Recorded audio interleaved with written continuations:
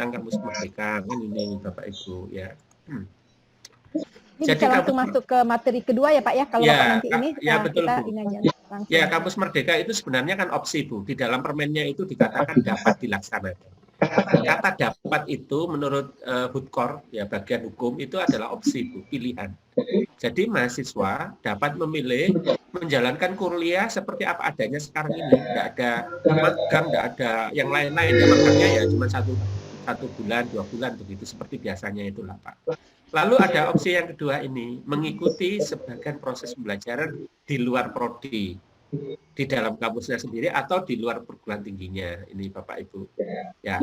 Nah, apa yang dilakukan oleh perguruan tinggi wajib. Jadi bagi mahasiswa kampus merdeka ini opsi, bagi perguruan tinggi wajib memfasilitasi. Ini beratnya di situ Bapak Ibu. Jadi kalau mahasiswanya Bapak Ibu misalnya berapa Bapak Ibu? 20.000 ya. Di UNRI 35.000. 35.000 wah banyak. 35.000. Ya, ITS 18.000 cuman Bu.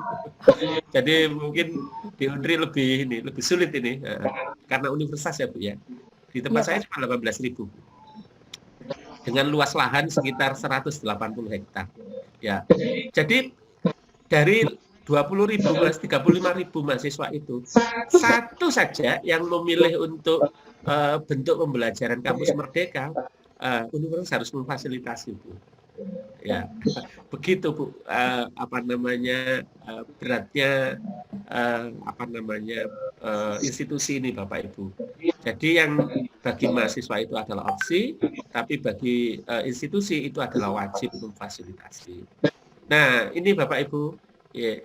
Jadi yang berhak memilih itu mahasiswa, yang berkewajiban menyiapkan itu adalah institusi, pengelola perguruan tinggi, dosen instruktur, lembaga pemerintah, badan lembaga penelitian pengabdian masyarakat, dunia usaha dan seterusnya. Regulatornya adalah Kemendikbud. Kemudian hitung-hitungannya kan gini tadi yang seperti disampaikan Pak Nasir tadi. Ya. Jadi sarjana dan sarjana terapan ini S ini sarjana Pak, ST itu sarjana terapan, vokasi itu adalah kurikulumnya kan minimal 144 SKS. Ya Pak ya, maksimal 14 semester atau 7 tahun maksimal. Ya, masa studinya ini Pak. Walaupun desain kurikulumnya 4 tahun Pak ya.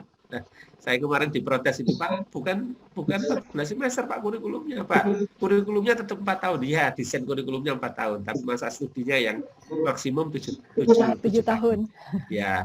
Lalu ini Bu, di dalam prodi sendiri seperti yang dituliskan di panduan kampus merdekanya UNRI, ya saya sudah baca Bu Reni tadi saya baca itu 4 sampai 11 semester atau minimal ya lebih besar itu maksudnya minimal 5 semester atau minimal 84 SKS mahasiswa belajar di prodinya sendiri. Ya di PT-nya sendiri. Jadi belajar di dalam ini Bu. Ya 84 SKS itu minimal. Ada yang minta Pak, bagaimana kalau 100 SKS Pak di kampusnya sendiri? Ya enggak apa-apa, itu kan lebih dari minimal. Kan itu tadi kan lebih besar sama dengan ya, gitu ya. Ya, betul. Ya, lebih besar sama dengan. Lalu berikutnya lagi adalah belajar di luar prodi atau perguruan tingginya sendiri maksimal 3 semester Bu. Ya, maksimal 3 semester. Apa saja? Ini Pak rinciannya. 1 semester maksimal 20 SKS di luar prodinya di dalam kampusnya yang sama. Nah, pertanyaannya di UNRI bagaimana Bu? Sudah ada tidak ini mahasiswa mengambil mata kuliah di prodi yang berbeda? Kalau antar UNRI rasanya belum ya Bapak Ibu ya. Di dalam UNRI sendiri? Dalam UNRI sendiri rasanya belum ada Pak. Belum ada Pak. Ada nggak? Ada. Dulu Pak. Ada Pak. Ada Pak. Waktu saya pembantu dekan 1. Oh ya. Mahasiswa pertanian itu ada kuliahnya di FK, ada di MIPA, ada di perikanan. Oh iya Pak Gunawan. Sebetulnya menurut saya kampus Merdeka Belajar ini adalah sebagai akuntabilitas perguruan tinggi sebetulnya. Iya. Iya betul. Dan akuntabilitas perguruan tinggi. Iya. Saya tuh sekarang masih ada nggak Pak? Tahun 1992 sudah saya terapkan itu Bu. Oh iya Pak. Tapi sekarang nggak lagi saya lihat. Ya. Ada nggak ya Pak alasannya Nasir, silakan. Administrasi, masalahnya ya selalu terbentur itu Pak Gunawan, Pak Tabrani. Ya. berbentuk administrasi. Ini izin Ya, silakan Pak Ya, Nasir. silakan Pak Nasir. Pak Samsul Arifin. Iya Pak Nasir. Sebenarnya kalau yang disampaikan oleh Bapak Gunawan Tabrani tadi itu, kita sudah melaksanakan itu, tapi dalam bentuk TPB kali Pak, mata kuliah dasar, misalnya fisika dasar, matematika Oh, itu dasar. kuliah bersama itu Pak itu. Ya, kuliah bersama itu Ya, mungkin ya. barangkali yang. Ya. Tetapi dalam konteks Merdeka Belajar ini Pak, kita sangat berat. Kenapa? Tadi kan dikatakan tadi dia hanya merupakan option bagi mahasiswa, sementara bagi perguruan tinggi, bagi kita prodi itu merupakan kewajiban. Nah, persoalannya Pak, begitu banyak mahasiswa, tentu optionnya juga banyak, pilihan-pilihan juga Ya, banyak. variasinya banyak ya Pak ya. Ya, betul, Pak. bagaimana mungkin Pak kita bisa memenuhi, ya, misalkan ada nanti dalam semester 2 nanti ada 20 orang, dalam semester 4 ada 15 orang, dan itu ke perguruan tinggi yang berbeda, berbeda-beda. Ya katakan mungkin satu perguruan tinggi satu orang pilihannya. Masa kita bisa akomodasi itu? Itu yang pertama Pak. Yang kedua, seperti yang saya katakan tadi, belum lagi egosentrisnya Pak. Ya. Di masing-masing gitu. Terus nanti ada lagi masalah pembiayaan yang muncul Pak. Iya Pak. Betul, Pak. Ya, apakah misalnya Pak ITS ya katakanlah mungkin teknik informatika ITS atau mungkin dikatakan fisika ITS, lalu orang fisika Pak Undri kami mau kuliah ke sana gitu. Nah, apakah ITS mau uang UKT-nya dibayar di Undri sementara kuliahnya di ITS? Ini kan belum tertangani dengan baik Pak. Iya, iya, Pak. Iya. Yang saya katakan tadi Pak. Iya Pak. Betul Pak. Nah, Ya. Itu tuh Bu Reni, terima kasih. Ya. Baik Pak Nasir, nanti kita lihat satu-satu ya Pak Nasir ya. Memang seperti yang disampaikan Pak Nasir, memang dari kampus Merdeka Belajar ini menyebabkan beberapa implikasi ya, memunculkan banyak persoalan ya Pak ya. Sebagai contoh ini tadi Pak, belajar di luar prodinya masih di dalam perguruan tinggi yang sama ya. Nah ini ya kalau belum pernah menjalankan memang menjadi persoalan ini Pak ya, memang menjadi persoalan bagaimana nanti mengatur kuota, misalnya mahasiswa dari teknik sipil mau mengambil mata kuliah fisika ya Bu ya. Nah itu kuotanya siapa yang ngatur, teknik sipil atau fisikanya yang mengatur kuotanya, lalu sharing dananya bagaimana ya. Karena nanti menyangkut dengan dana ini Bapak Ibu, menyangkut dengan dana pelaksanaannya dan sebagainya lah. Nah, oleh karena itu kalau soal-soal seperti ini itu akan baik kalau melakukan studi banding Bapak di perguruan tinggi yang sudah melaksanakan ya Pak ya. Jadi beberapa perguruan tinggi yang ya mungkin karena yang terlibat di dalam menyusun ini sudah implementasi, jadi dia membuat peraturan-peraturan seperti ini Bapak Ibu. Misalnya di ITB, di UGM, di IPB, di ITS, itu belajar di luar prodinya itu sudah biasa Bapak Ibu. Ya di tempat saya itu sudah biasa belajar teknik fisika, belajar di prodi-prodi yang lain sudah biasa. Ya jadi waktu saya kuliah tahun 83, itu saya mengambil 2 mata kuliah di prodi yang berbeda. Saya pernah mengambil di mesin, saya pernah mengambil di teknik elektro, 1 mata kuliah. Itu sudah biasa dan sudah diatur oleh perguruan tinggi. Nah, kembali lagi ke sini Pak, misalnya sebagai contoh di tempat saya sekarang ini, dalam mengimplementasi 1 semester mengambil mata kuliah di prodi yang berbeda di kampus yang sama ini, kami tidak bisa 20 SKS ya. Karena setelah dilakukan negosiasi dengan prodi-prodi dikumpulkan, itu kesimpulannya dia hanya bisa mengalokasikan 6 SKS Bapak Ibu. Ya. Jadi dari 144 SKS itu dia hanya di tempat saya ini sharing ini ya Pak ya, di tempat saya hanya mengizinkan 6 SKS bisa mengambil di luar prodinya. Nah, di luar prodinya. Lalu implementasinya setiap prodi Bapak Ibu harus menyediakan kuota di mata kuliah yang ditawarkan. Ya, tidak semua mata kuliah ditawarkan Bapak Ibu. Ya, jadi dipilih oleh setiap prodi. Jadi di tempat saya menawarkan mata kuliah apa yang nanti bisa diambil oleh mahasiswa dari luar prodi. Menyediakan berapa seat, nanti mata prodi yang lain menyediakan berapa seat lagi di mata kuliah apa saja. Nah, itu semuanya ada di dalam sistem pengambilan FRS mahasiswa, Bapak Ibu. Jadi pada awal semester, waktu mahasiswa memilih mata kuliahnya itu, dia bisa mempunyai 3 kolom. Kolom pertama itu adalah pilihan mata kuliah MKWU. Mata kuliah bersama itu ada fisika, kimia, Pancasila, kewarganegaraan, itu kolom pertama.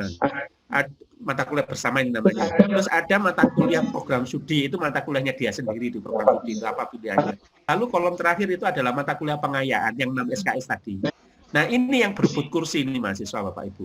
Jadi pada saat hari pertama dibuka jam 12.00 itu mahasiswa berebut mencari kuota. Jadi dia misalnya mahasiswa dari teknik sipil mau ngambil mata kuliah numerical di matematika. Dia langsung masuk ke matematika, cari ini tersedia berapa seat untuk mahasiswa dari luar. Ini berebut ini Bapak Ibu, tapi berebutnya di sistem. Ya, jadi merdeka tapi diatur, tetap dibuat aturan, dialokasi begitu. Ya Bapak Ibu. Jadi implementasinya seperti itu. Jadi tuntutan ya di sini ditulis itu 20 SKS. Bisa jadi setiap perguruan tinggi tidak bisa menjalankan sampai 20 SKS. Mungkin masih nyoba 1 SKS dulu, 1 mata kuliah dulu, 2 SKS atau berapa, silakan saja. Tapi ada perguruan tinggi yang bisa full ini Bapak Ibu, yang bisa full sampai 20 SKS, tapi tidak banyak, ya Pak ya. Jadi ini persoalan-persoalan yang perguruan tinggi sudah pernah menjalankan atau tidak, ya. Tentu yang belum pernah menjalankan ini hal yang baru ini Bapak Ibu. Tapi bisa tadi seperti saran saya melakukan studi banding, bagaimana sih melaksanakan hal yang seperti ini, gitu ya Pak ya. Berikutnya adalah yang kedua, mohon maaf ini. Pak Samsul bisa bertanya?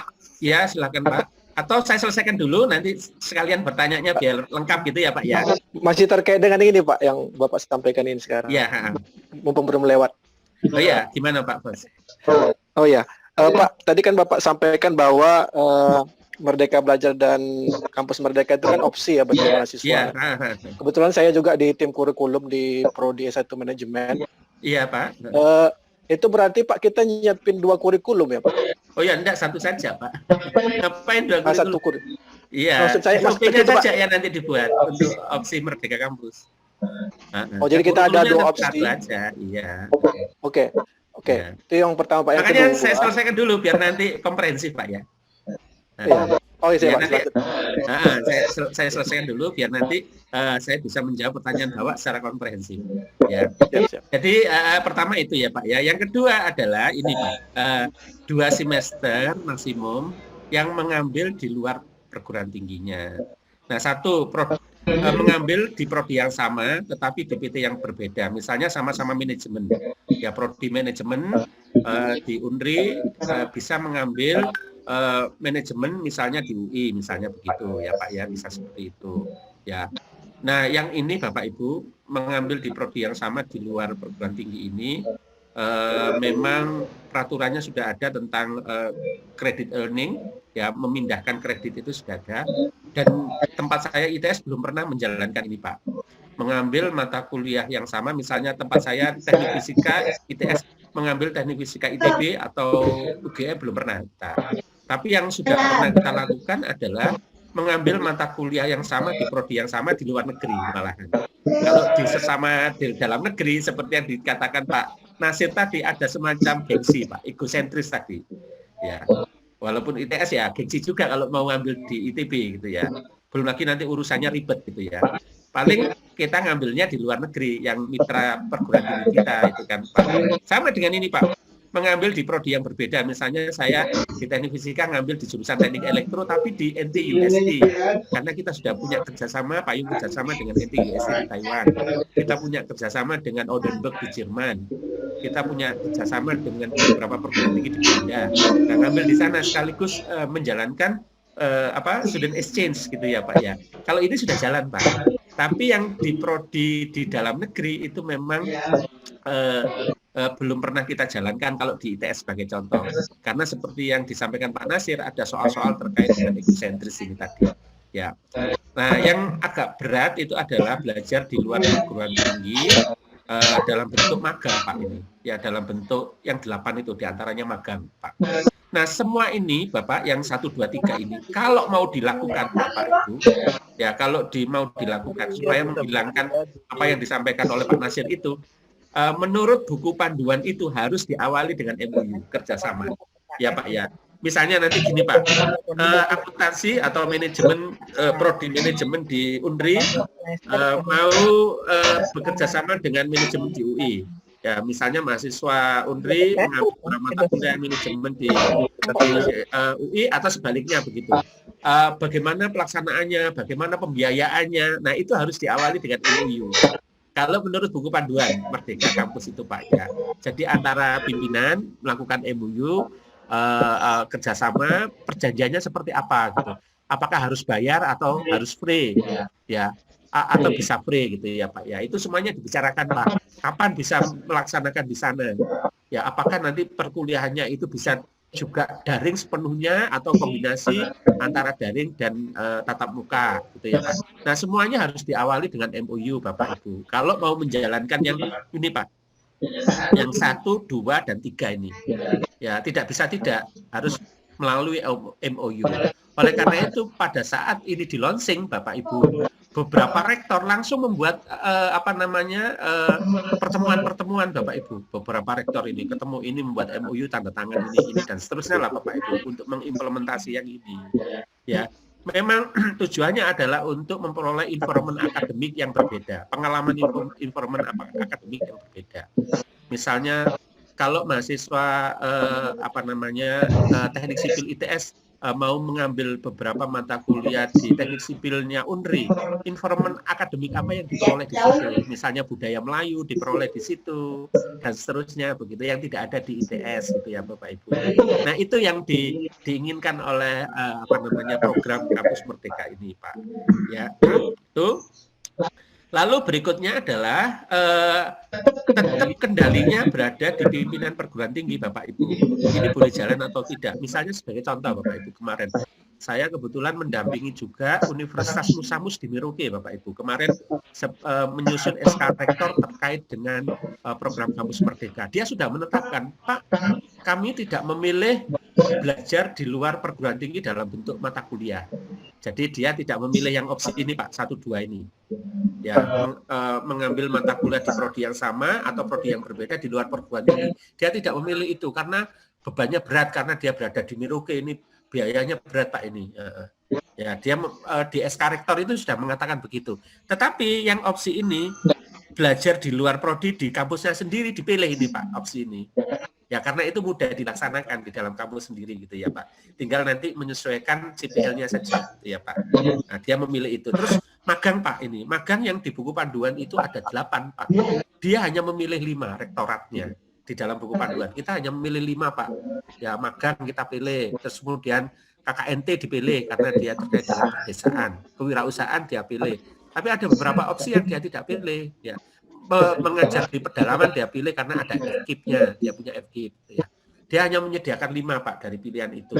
Nah, 5 dari pilihan yang ditetapkan oleh universitas itu begitu turun Bapak Ibu, turun di prodi itu ditawar lagi Pak. Saya tidak bisa 5 Pak ini. Saya hanya bisa memilih 3 gitu ya. Ya enggak apa-apa Pak, enggak masalah. Ya, enggak masalah karena memang di payung rektoratnya itu sudah memilihkan 5, tapi dia bisa mampu cuma 3 gitu ya Pak ya, karena sesuai dengan karakternya. Ada yang bisa full 5, tapi ada yang baru bisa 3 gitu ya Pak. Jadi semuanya nanti diatur oleh perguruan tinggi itu seperti di dalam panduannya UNRI. Saya baca itu ada 3 model pilihan Kampus Merdeka itu 1, 2, 3 itu Pak ya. Tapi nanti implementasinya Bu juga diatur lagi ya, klaster-klasternya itu ditanyakan ke prodi masing-masing. Itu masih tahap. Lalu berikutnya tahap lagi, desain baru Pak. Ya bertahap. Jadi memang itu jadi ya. bertahap Bu. Kalau enggak bertahap nanti bisa coba loh Bu. Ya. Lalu berikutnya ini Bapak, di bawah bimbingan dosen ini. Jadi pada saat mahasiswa itu Bu, Pak Nasir juga, pada saat mahasiswa datang ke saya, Pak Samsul, saya mau mengambil mata kuliah manajemen kemarin itu ya. Manajemen biologi tapi ada kaitannya dengan manajemen Pak. Biologi bisnis atau apa gitu nama mata kuliahnya. Di prodi bisnis gitu ya. Nah, dia minta izin ke saya karena saya dosen walinya, Pak. Terus saya tanya, ini kamu mau belajar apa ini? Ini anu Pak, terkait dengan kewirausahaan yang anu Pak, yang terkait dengan budidaya ini perkebunan atau masalah biologi Pak. Ini. Nah, buat apa kamu memilih ini? Ya, kewirausahaannya kan sudah ada mata kuliah kewirausahaan, tapi ini implementasinya di bidang ini Pak, budidaya tanaman ini Pak. Ya, mengapa? Ternyata dia cerita, anu Pak, saya ini orang tua saya punya pabrik ini Pak, pengolahan kayu ya di Lumajang sana. Ibu saya punya 3 pabrik Pak, ya kecil-kecil tapi 3. Nah itu punya binaan yang menanam pohon sengon Bu. Pohon sengon itu pohon yang tinggi yang sebagai bahan baku untuk mengolah itu. Nah dia ingin belajar ilmunya tentang bagaimana budidaya pohon sengon ini tadi. Dia ambil mata kuliah itu. Ya Bapak Ibu. Ya karena dia nanti menjadi penerusnya usahanya ibunya ini yang pabriknya 3 ini. Nah dengan alasan seperti itu saya loloskan dia ngambil mata kuliah itu. Pertama masih ada CPL-nya terkait kewirausahaan, di tempat saya memang ada kewirausahaannya, tapi implementasinya itu diperlukan buat dia untuk nanti meneruskan usahanya orang tuanya tadi. Nah ini contoh-contoh yang mana mahasiswa walaupun bebas memilih itu masih harus dibawa kendali dosen pembimbingnya ini Pak. Ya, dan ini diatur memang di Permendikbud itu harus seizin dosen pembimbingnya. Ya, mahasiswa itu mengambil ini tujuannya apa? Cocok enggak dengan CPL-nya? Begitu Pak. Jadi masih berlapis-lapis ini Pak bawahnya. Jadi tidak seenak-enaknya saja mahasiswa mengambil. Ya. Nah, begitu kira-kira Bapak Ibu. Jadi pertama, kampus Merdeka itu adalah opsi pilihan. Yang kedua, opsi itu tidak harus full seperti ini, 60 SKS seperti ini, tidak harus Bapak Ibu. Ya pelan-pelan saja sesuai dengan kondisi masing-masing perguruan tinggi, ya Pak. Ya. Tapi dicoba Pak, ditangkap apa message-nya, apa tujuannya, lalu bisa tidak kita jalankan. Ya misalnya ini tadi, mengambil mata kuliah di luar prodi di perguruan tinggi yang sama, apa sih tujuannya ini, ditangkap dulu, kemudian kalau ini kita jalankan bisa tidak, gitu ya. Nah itu Pak tentang kampus Merdeka. Prinsipnya kampus Merdeka itu ini Pak, prinsipnya. Jadi tetap Bapak Ibu kurikulumnya itu menjadi referen utamanya Bapak Ibu. Ini adalah referen utama di prodinya. Jadi CPL itu adalah sebagai kompetensi utama, tidak boleh digantikan oleh CPL yang lain. Ya, CPL ya sudah CPL prodi itu. Jadi kalau jurusan teknik sipil ya CPL teknik sipil itu. Ya. Lalu kalau dia belajar keluar itu, maka harus dipastikan bahwasanya belajar keluar prodinya itu dia mendapatkan kompetensi tambahan. Seperti yang contoh saya tadi, mahasiswa saya tadi. Oh, dia mendapatkan kompetensi tambahan terkait kewirausahaan dalam bidang budidaya tadi. Kalau tidak dipastikan ada ini Pak, ada kompetensi tambahan ini, sudah dia suruh ngambil mata kuliah di dalam ini saja. Nah, tidak ada gunanya nak kamu ngambil ini di sana. Sudah di sini aja sudah cukup ini nak. Loh, tapi kan kampus Merdeka. Iya, walaupun itu kampus Merdeka, di sini loh sudah kamu bisa dapat pelajaran dari sini, dari tempat kita ini gitu ya. Ya, gitulah kira-kira Bapak Ibu. Ya, dosen wali menjadi penting ini, wali akademik Pak, untuk menjalankan kegiatan belajar di luar prodinya ini Pak ya.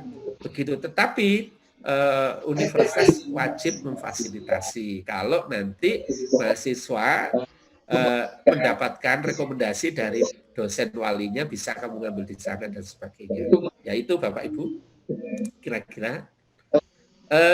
Sedangkan bagaimana bentuknya ini, saya kira bentuknya sudah sama persis Bapak Ibu seperti yang saya baca dari punyanya Unri, malah punyanya Unri ini lebih apa namanya, lebih mudah dibaca daripada punya saya ini, karena punya saya buat ini untuk workshop yang sifatnya umum ya Bapak Ibu. Jadi tadi kampus Merdeka kalau punya saya letakkan di semester 7, tapi kalau Unri tadi ada beberapa pilihan, ada 3 pilihan ya Bu Reni ya. Ada 3 pilihan Pak. Ya ada 3 pilihan saya kira ya. Dan juga ada free form, ada bentuk bebas, ada bentuk terikat terstrukturnya. Jadi sudah cocok itu Bu Reni dengan panduan kampus Merdeka Bu, ya sudah cocok. Ya cuman nanti gini Bu Reni, misalnya sebagai contoh ya ini Bu Reni, misalnya sebagai contoh ini magang Bapak Ibu. Misalnya nanti kalau di dalam panduan Unri kampus Merdeka Belajar Unri itu ada pilihan opsi magang apa namanya di di dunia usaha, dunia industri yang disingkat dengan DUDI, Bu. Ya, Iya. ya DUDI 20 SKS karena 6 bulan atau 1 semester, Bu. Bisa jadi Bapak Ibu magang 6 bulan di dunia industri itu menyebabkan mahasiswa mengkonversi kegiatan magangnya dalam mata kuliah. Itu yang menjadi apa ya Bu Reni itu ya, menjadi protes dosen ya, menjadi protes dosen. Kalau di tempat saya bentuknya protes ini Pak. Jadi gini, tempat saya biasanya magangnya itu kan cuman 1-2 bulan Bu Reni. Jadi biasanya di tempat saya itu magangnya 2 SKS di ini Bu Reni, di libur yang 2 bulan itu loh Bu, antara semester genap dan semester gasal itu loh, seperti libur sekarang itu loh Bu. Semester pendek ya Pak? Ya semester pendek ini. Kan ini kan kita ini kan libur 2 bulan ini Bu, ya sampai September kan Bu ya. Kalender akademiknya. Nah, ini biasanya mahasiswa itu magang di sini. Ya magang ya kerja praktek ya PPL di sini Bu. Magang di sini. Nah, sehingga tidak mengganggu perkuliahan ya. Tetapi kalau 6 bulan kan harus di dalam semester itu pasti mengganggu perkuliahan. Nah, kalau di tempat saya dulu Bu, mahasiswa magang 6 semester ini pasti menyebabkan mahasiswa itu masa studinya bertambah. Pasti itu. Tapi beberapa mahasiswa tetap senang dia mengambil magang. Karena menurut dia, kalau ngambil magang 6 bulan itu, dia lebih mudah cari kerja, menurut dia. Ya. Terus dia dikatakan, nah kamu nanti masa studimu loh ya, jadi membengkak loh. Enggak apa-apa Pak, karena pengalaman kakak kelas itu kalau magang di sini enak Pak, kita bisa langsung ini kerja di situ, bisa mengajukan lamaran nanti kalau cocok sama orang di situ. Jadi banyak mahasiswa yang magang 6 bulan dengan risiko Bapak Ibu, dengan risiko masa studinya molor gitu Bapak Ibu. Tapi dia sudah tahu manfaatnya, bahwasanya dengan magang itu dia lebih mudah cari kerja. Nah, ini banyak yang diambil oleh mahasiswa saya, walaupun tidak banyak sekali gitu ya Pak ya. Ya tidak banyak sekali, tapi banyak mahasiswa mengambil magang seperti ini. Nah, sekarang dengan program Kampus Merdeka itu Bapak Ibu tidak perlu masa studinya menjadi membengkak. Nah, cukup magang itu nanti di tempat magangnya itu berdasarkan proposal yang diajukan mahasiswa itu gayut atau sesuai dengan beberapa mata kuliah yang ada di dalam kurikulumnya. Nah, ini sekaligus menjawab Pak siapa tadi lupa saya namanya. Menjawab Bapak tadi tidak perlu merubah kurikulum Bapak Ibu. Ya, tidak perlu. Kalau kurikulumnya memang sudah baik, sudah sesuai dengan SNDikti.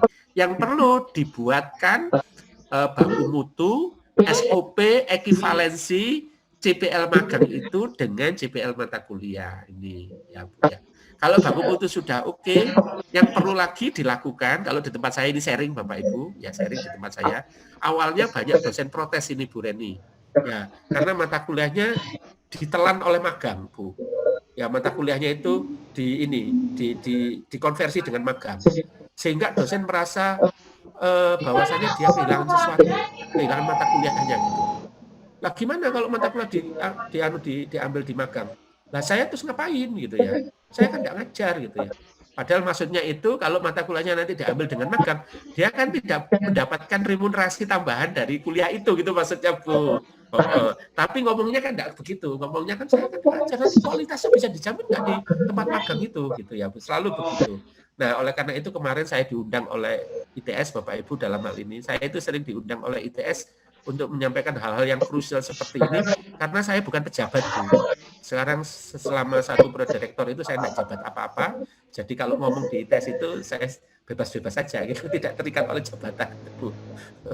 Freeman ini Bu.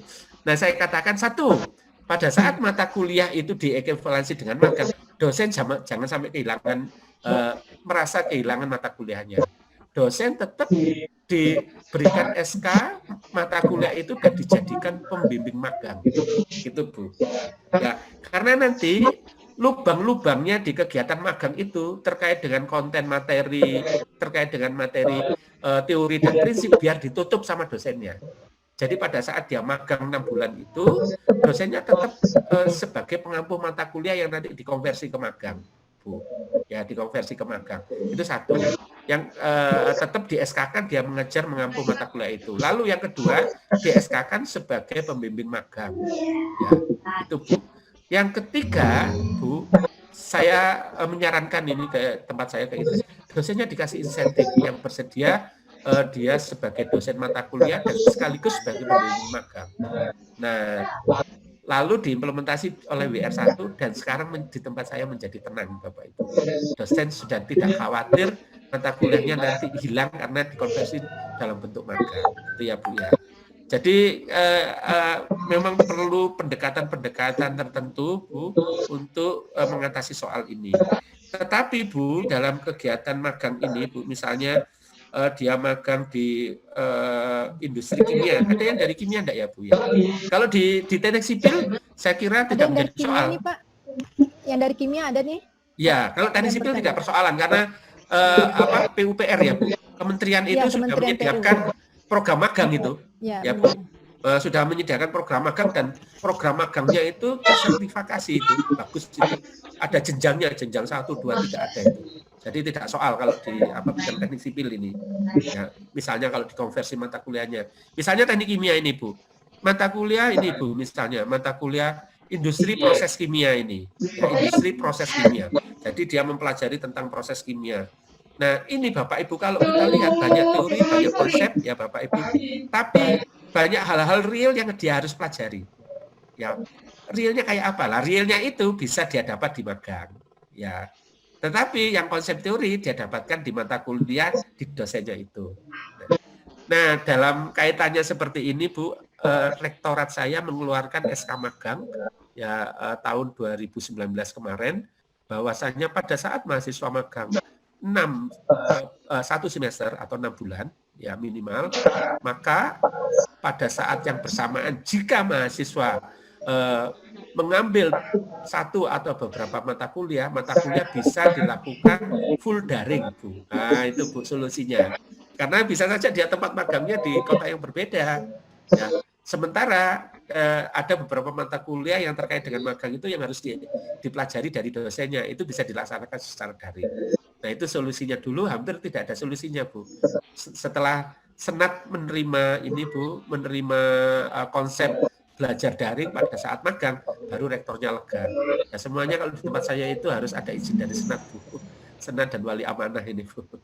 Ya, ya itu di tempat saya begitu. Ya, persoalan tentang daring ini aja sampai Senat Bu. Di tempat saya itu. Ya boleh enggak mahasiswa full daring? Ya kalau sampai hari ini di tempat saya belum bisa full daring dalam kondisi normal untuk mata kuliah yang normal ya, yang tidak dalam kondisi magang. Tapi kalau kondisi magang bisa full daring. Demikian ya Bapak Ibu. Lalu ini tip yang terakhir ini Bu. Yang tip terakhir. Lalu konstruksi kurikulumnya kan seperti ini Bapak Ibu. Bapak Ibu pasti punya konstruksi matriknya. Semester 1 sampai semester 8 ini Bapak Ibu. Ya itu. Nah, 84 atau 100 SKS tadi Bapak Ibu pilih. Ya warna biru ini sebagai contoh, ini 84 SKS ini Bapak pilih minimal ini Pak ya. Yang mahasiswa tidak harus belajar di prodinya Bapak Ibu. Ya ini dirundingkan di tim prodi. Jadi Bapak tadi yang menanyakan apakah harus double kurikulum, tidak perlu double kurikulum tetap satu ini aja gitu ya Pak ya. Kurikulumnya tetap satu ya, tapi bentuk pembelajarannya yang nanti disertai dengan baku mutu dan SOP. Jadi di kurikulum yang ada ini di klaster Pak, mana yang tidak harus mengambil di prodinya, dipilih ini dibuat kesepakatan. Ini tidak harus ngambil di prodinya karena terkait dengan itu Bu Reni istilahnya penciri prodi itu Bu, mata kuliah capstone kalau istilahnya di IAB ya Bu ya. Ciri khas ya mata kuliah capstone atau kurikulum intinya prodi. Intinya prodi. Tidak bisa tidak ini intinya. Nah, lalu mata kuliah lain apa yang bisa diambil di luar? Nah, itu ditetapkan ini bisa diambil di luar, ini bisa diambil di luar prodi atau ini yang bisa diambil di luar perguruan tinggi kalau misalnya mau menjalankan itu. Ya, Bu. Jadi Pak Nasir nanti kalau ada kesulitan memang secara institusi itu tidak bisa dijalankan, itu nanti yang menetapkan adalah pihak rektorat. Misalnya seperti Musamus tadi, dia kesulitan kalau mahasiswanya harus menjalankan itu tadi yang mengambil mata kuliah di luar perguruan tingginya itu sulit dia. Lalu ditetapkan oleh rektor untuk saat ini tidak menjalankan ini dulu. Nah, itu kan bisa bertahap gitu Bapak Ibu. Ya, jadi dipilih nanti Bapak Ibu mana yang cocok ini. Ya, ini Begitu kira-kira Bapak Ibu ya Izin, tentang Pak. klasternya. Izin tanya, Pak. Silakan Pak. Ya. Bu Reni. Bu Reni. Sebentar Bapak Ibu, ini Ya. di chat banyak yang bertanya, yang mungkin ada yang di ini Pak Samsul. Nyambung yang tadi Bu Reni. Iya Pak. Saya dulu Bu, nyambung yang tadi. Ya, silakan Pak. Setelah Pak Ahmad Fauzan itu masuk ke chat juga ya Pak Samsul ya. Ya. Yang di chat ini. Saya juga Bu Reni. Ya Pak silakan. Fauzan. Ya silakan Pak yang tadi Silakan. Bapak sudah Ya. menanyakan tapi belum selesai Bu Reni itu pertanyaannya beliaunya itu Ya, Bu. betul. Biar menyelesaikan beliau. Iya. Silakan Iya. Pak Fauzan. Terima kasih Pak Samsul. Iya, Pak. Gini Pak, terkait dengan Merdeka Belajar tadi Pak, yang antar prodi tadi Pak. Iya Pak. Itu kan kita harus ada ini ya Pak, apa koordinasi dengan prodi-prodi yang ada di dalam kampus kita gitu ya Pak. Iya Pak. Untuk kasusnya di ITS sendiri seperti apa Pak memulainya itu Pak? Karena kan kita harus mapping gitu kan. Kira-kira mata kuliah, misalnya mahasiswa saya mau ngambil mata kuliah ini di prodi itu gitu. Iya Nah, Pak. itu kan harus ada suatu matchingnya lah dulu Pak antar prodi itu sehingga itu bisa dilaksanakan. Iya. Terus yang kedua Pak, terakhir bagaimana dengan magang tadi Pak? Kan kita menitipkan CPL kita melalui mata kuliah kita di industri misalnya. Iya. Nah, itu memastikan industrinya itu memenuhinya itu seperti apa Pak? Oh iya Pak. Ya baik ini. Ini Ini kan- pertanyaan. Ya ada lagi Pak. Itu kan harus matching ya Pak. Takutnya nanti dia Iya, magang tapi nggak terpenuhi gitu Pak. Iya Itu betul seperti Pak. apa? Makasih. Betul. Ya Pak. Ya. Jadi yang pertanyaan pertama itu berbagi ya Pak ya, sharing aja ini Pak ya, pengalamannya di ITS ya Pak ya. Jadi seperti yang saya ceritakan tadi, sebenarnya kalau di ITS itu sejak zaman saya kuliah dulu sudah ada mengambil di di prodi yang lain itu sudah ada. Tapi sekarang dalam konteks kampus Merdeka ini Bapak Ibu memang menggali dari kurikulumnya masing-masing prodi itu berapa yang dia bisa berbagi dengan prodi yang lain di dalam kampus. Nah di tempat saya itu kan ada WR1 Pak. Di bawah WR1 itu ada Direktorat Pendidikan, ada Direktorat Akademik, ada Direktorat Kemahasiswaan. Semuanya di bawah WR1 ini Pak. Nah terkait dengan pengambilan mata kuliah ini dikoordinasi oleh Direktorat Pendidikan, ya Direktorat Akademik maksudnya. Nah Direktorat Akademik ini yang nanti berkoordinasi dengan masing-masing prodi. Berapa kesanggupannya untuk mengambil mata kuliah di luar prodi. Lalu mereka bersepakat, sementara ini kita 6 SKS saja. Ya, 6 SKS. Terus mekanismenya disepakati seperti apa? Disepakati mekanismenya setiap semester, setiap prodi mengeluarkan mata kuliah yang ditawarkan untuk diambil prodi yang lain beserta kuotanya, Pak. Beserta kuotanya. Jadi setiap semester saya cerita tadi, setiap prodi menawarkan mata kuliah ini, setiap mata kuliah ini kuotanya berapa untuk mahasiswa dari luar prodinya, itu disiapkan masing-masing kuotanya. Karena nanti ada kaitannya dengan pemindahan alokasi pembiayaan ya Pak ya di dalam universitas sendiri. Jadi kalau mahasiswanya itu pindah belajar gini kan, terus membawa pembiayaannya juga pindah kan Pak, alokasi dananya juga pindah di dalam, walaupun di dalam kampus sendiri kan seperti itu aturan keuangan ya Pak ya, seperti itu. Ya. Nah selama ini ya seperti itu melalui koordinasi pusat ITS Pak, jadi tidak sendiri-sendiri jalannya gitu ya Pak. Dan setiap semester program studi bisa menawarkan mata kuliah yang diambil oleh prodi yang lain itu berganti-ganti, silahkan saja. Semester ini nawarkan ini, semester berikutnya di semester gasal tahun ini nawarkan mata kuliah ada 10, semester berikutnya dia hanya menawarkan 5 gitu ya Pak ya, silahkan saja ya Pak ya. Tapi semuanya diketahui oleh ITS karena sudah masuk di dalam sistem ya. Jadi kesepakatannya saja di Direktorat Akademik tadi ya Pak ya. Itu jawabannya. Berbagi. Yang kedua adalah apa tadi Pak ya? Yang kedua itu tadi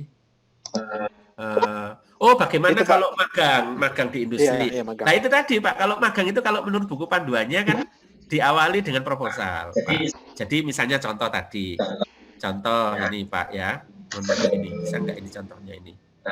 Contoh ini Pak, ini di teknik kimia ini. Ya, teknik kimia misalnya seperti ini.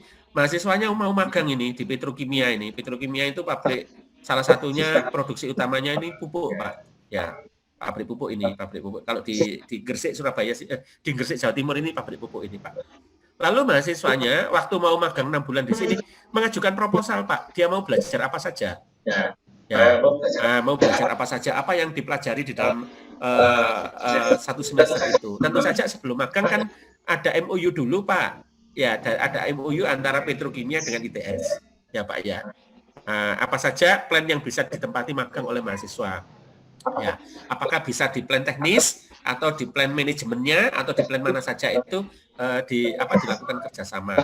Kalau BUMN itu sudah enak, kalau BUMN karena antar kementerian sudah ada payungnya kan Pak. Yang repot itu kalau dengan swasta Pak.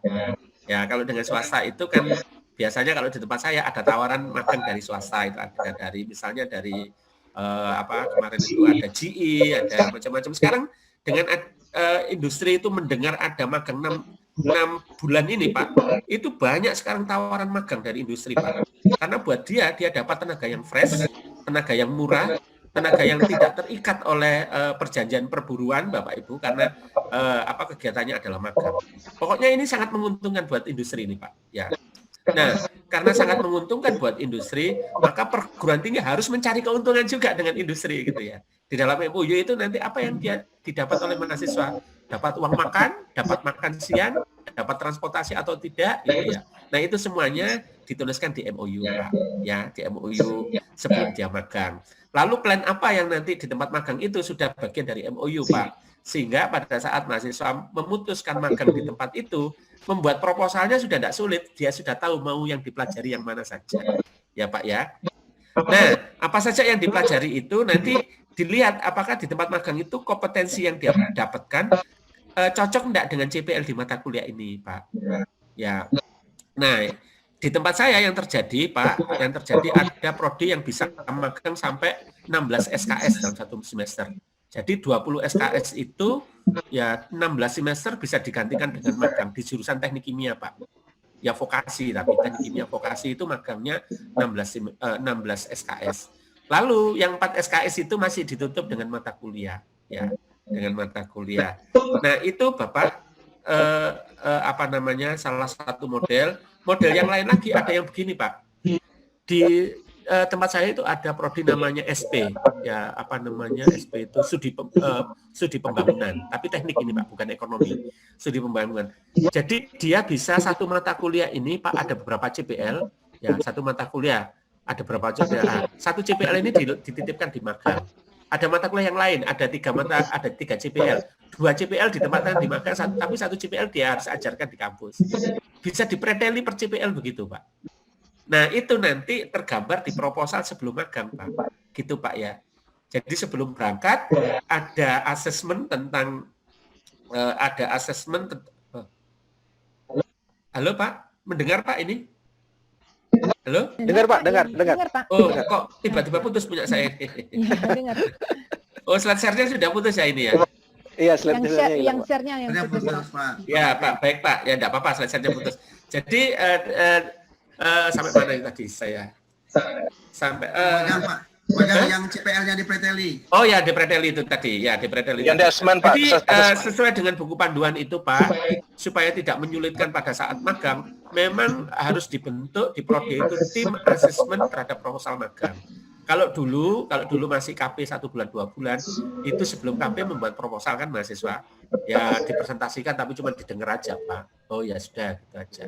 Ya, kan kalau di tempat saya itu sebelum mahasiswa kerja praktek, Pak, atau kuliah lapangan, itu mengajukan proposal, Pak. Ya dia harus presentasi proposalnya di depan dosen.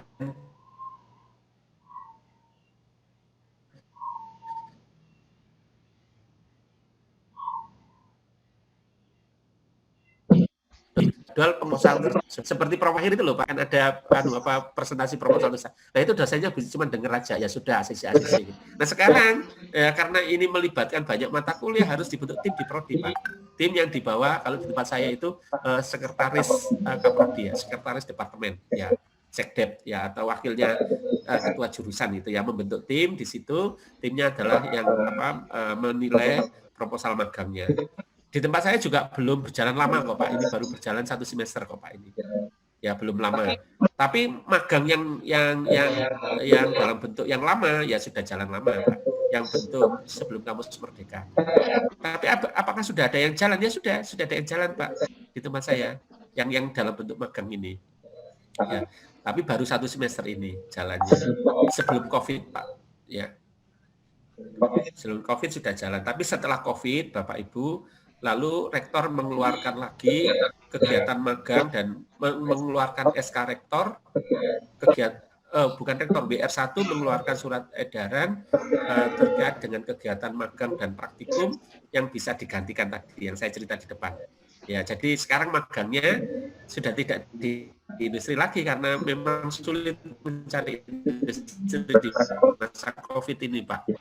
Ya, jadi magangnya diganti dengan kegiatan yang terkait dengan COVID. Misalnya dia di daerahnya sana membantu membuat feed seal gitu ya, itu sudah bisa dianggap sebagai magang gitu, Pak ya. Ya gimana caranya? Ya memang semuanya serba terbatas ya, Pak. Sama-sama tertutup ini, Pak. Jadi magang yang terkait dengan kegiatan mengatasi wabah COVID ini itu dikeluarkan surat edaran WR1 di tempat saya untuk kondisi darurat ini, Pak, supaya mata kuliah magangnya jalan. Nah, terus ada manfaatnya Bu Reni.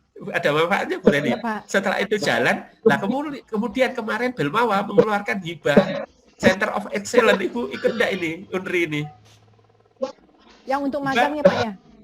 Yang bentuk magang itu keluar hibahnya itu nilainya 75 dan 150 ya dalam 150. Nah sekarang sedang dinilai. Bisa belajar nanti.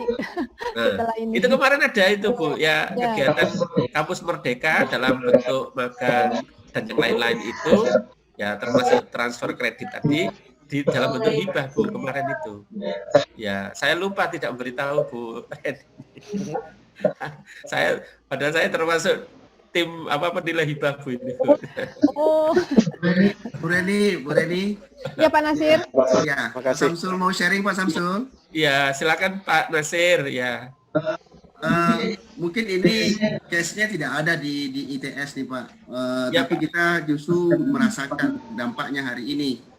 Ya. Misalnya untuk kalau tadi kan di ITS kan magangnya di Dudi ya Pak ya.